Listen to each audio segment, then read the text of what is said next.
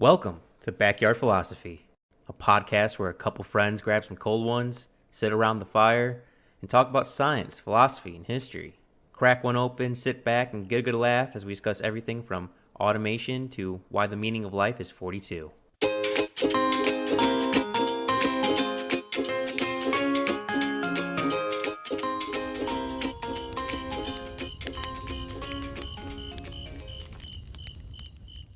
Do you know why we bring our Christmas trees inside? I didn't. I love trees, but I never knew why we brought them inside.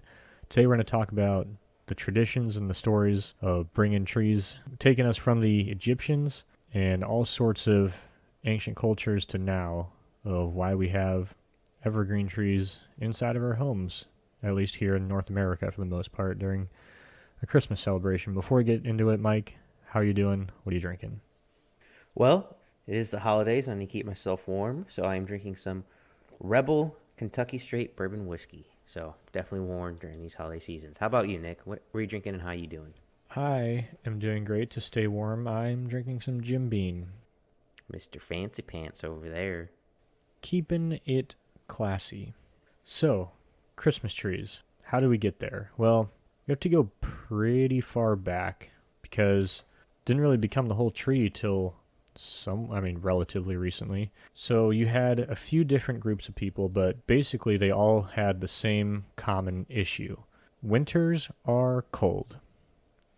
They're not, No. they're not just cold. They're depressing and they drag on. And if you can't go to a supermarket to get food, it can be a Or struggle. when your state runs out of power.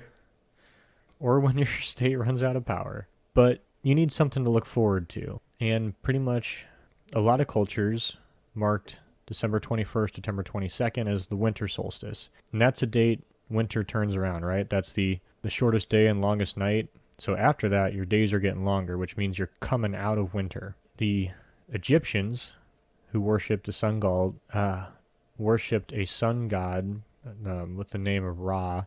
I feel like everyone's heard of that name before. I think that was in Night at the Museum.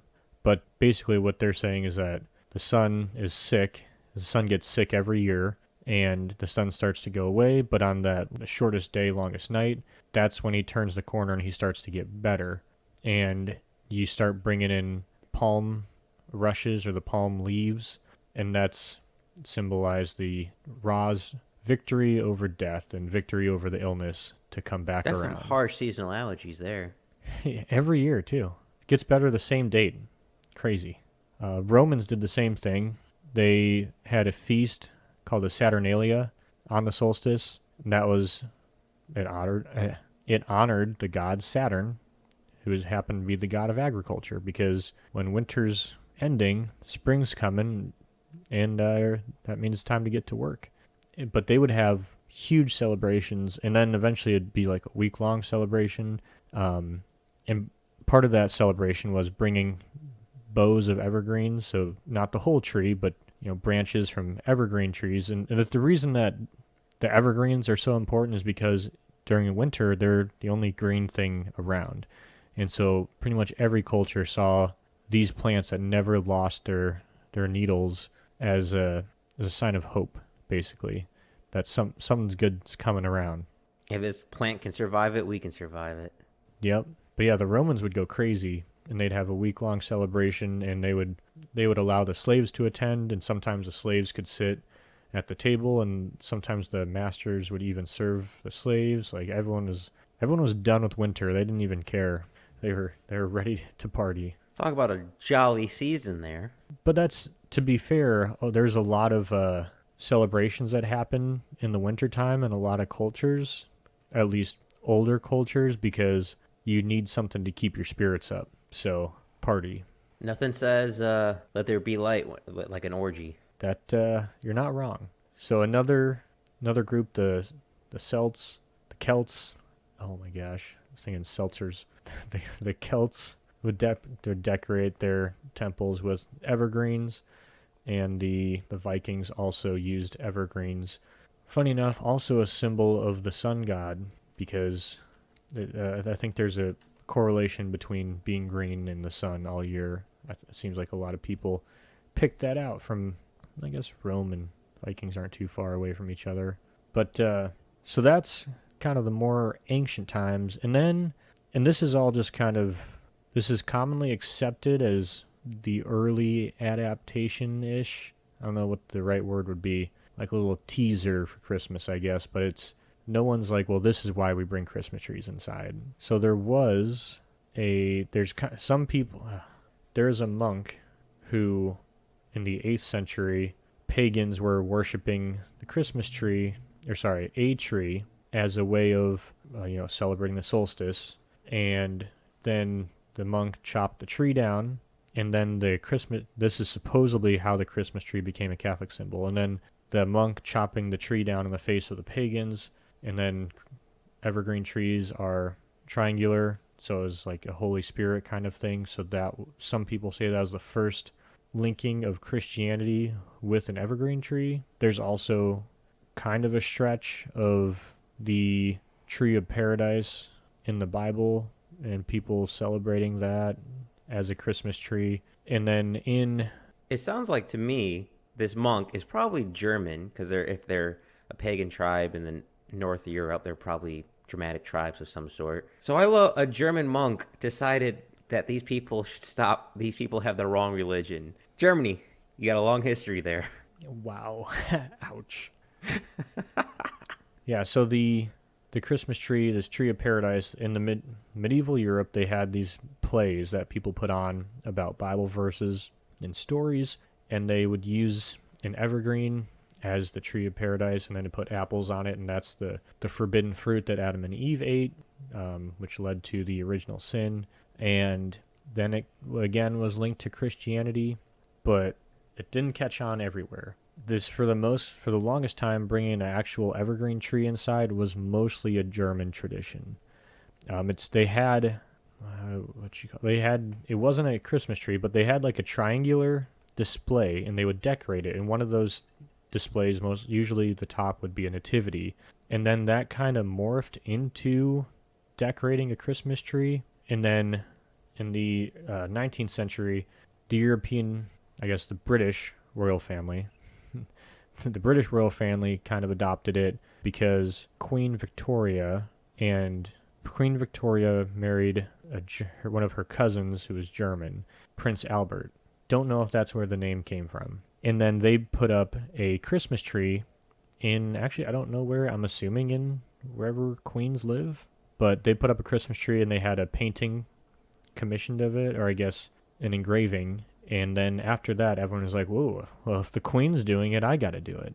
Of course. Once royalty starts doing it, it becomes pop. And so that kind of took off the widespread, and they decorated it as well. But what I thought was interesting is that in the United States, because we were founded by Puritans, we did not like the Christmas tree because even if it was being used in other places, it came from the pagans. And if there's one... My people. The pagans? Yeah. So it came from these fucking weirdo pagans, the Puritans didn't like that. And then, of course, the Germans fighting the United States fighting the Continental Army in North America for the independence from England, they brought Christmas trees, which pissed the Americans off even more. But then it turned around as eventually people got over it, I guess, and people started decorating Christmas trees. And originally they had like candles and fruits, and candles wasn't always the best with Christmas trees. If you leave them in for too long, they get dry and burn up. But we didn't have little LED lights back then, so you got to light up your tree somehow. Well, I was always under the impression the reason why we have Christmas orbs, at least the stories I've heard, I have no evidence to back this up, was in Europe they put apples and oranges because that's when they were ripe and would make it to Europe at that time. So the orange and red bulbs, which we've now decorated trees, were the apples and oranges parents put in their Christmas tree for presents for kids. Is there any merit to truth to that, or is that just a tall tale I picked up somewhere? I really only looked up the tree stuff. Gotcha. That's more than that's. What was I expecting there, Nick? I should have answered my own question. And by tree stuff, I mean conifer tree stuff, not fruit tree stuff. Fair enough. But now they become such a huge part of the American culture. I mean, you have a Christmas tree being put up at the White House, at Rockefeller Square. I mean, there's one that gets put up in Chicago. All across Europe as well. Yeah. The one thing that I thought was interesting is that a lot of people like Christmas trees, but that doesn't mean that every place puts up Christmas trees, because like other Christian countries that don't have access to Christmas trees, like Mexico, it's not super common to have Christmas trees there. They do have Christmas tree farms in Mexico, which I thought was crazy. Are they different hybrids just to settle the climate, or are they putting in more snowy mountain regions? I have no idea. I just was looking up Christmas tree exports, and I just saw pictures like Christmas tree farm in Mexico. You don't see that every day. Nope. But a lot of those countries that do have like a Christian or pretty big Christian countries that celebrate it, sometimes just have like a little bush or something. It's some kind of greenery, which kind of goes back to where this all came from of, I just need something green to prove that stuff will grow again. I'm tired of this motherfucking snow, this cold climate. Give me something bright and colorful and wonderful. Yeah, like Australians, they don't have Christmas trees, but they have a Christmas bush. I feel like there's a joke there with an Aussie in his bush, but nothing's coming to mind. And then, so most Christmas trees are produced in the United States and shipped out. The big ones are Oregon, Washington, Michigan, and North Carolina are the big Christmas tree exporters. The one thing I thought was interesting is that the Oregon, Washington farms tend to import a fair amount of trees to Japan, which is not really what I imagined of celebrating Christmas. Aren't they predominantly Buddhist country? I guess they like Christmas trees. I mean, you don't have to be Catholic to put up Christmas trees, and I think that's a thing now. People who aren't really religious will still put up Christmas trees. So I don't know if it's just. I mean, it's always fun doing festive and far. Getting into how they spirit, even if it's not your own.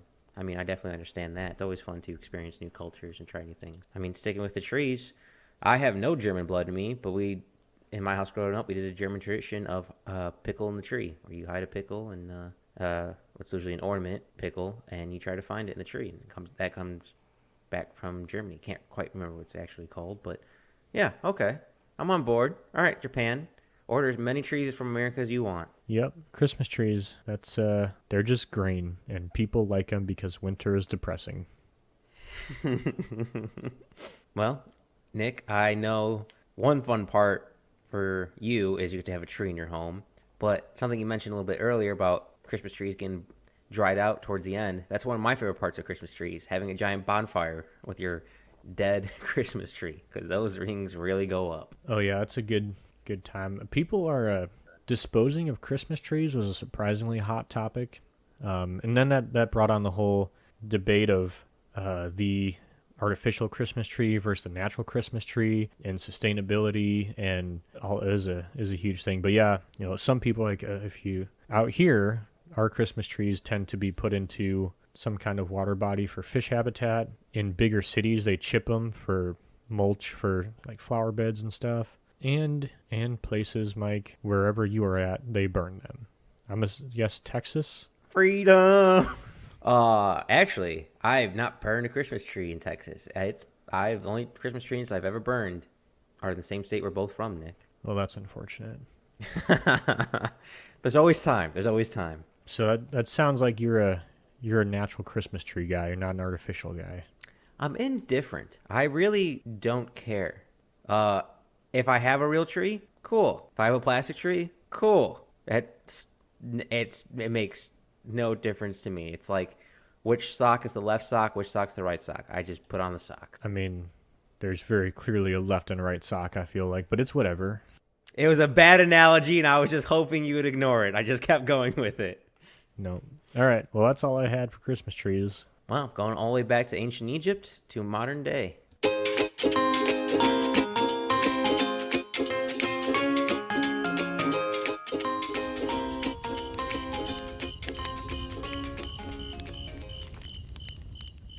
Thanks for listening to the Backyard Philosophy Podcast. We rarely finish a podcast without missing a point we wanted to bring up, so let us know what we forgot. And if you have a topic you want us to talk about, let us know at Backyard Philosophy on Instagram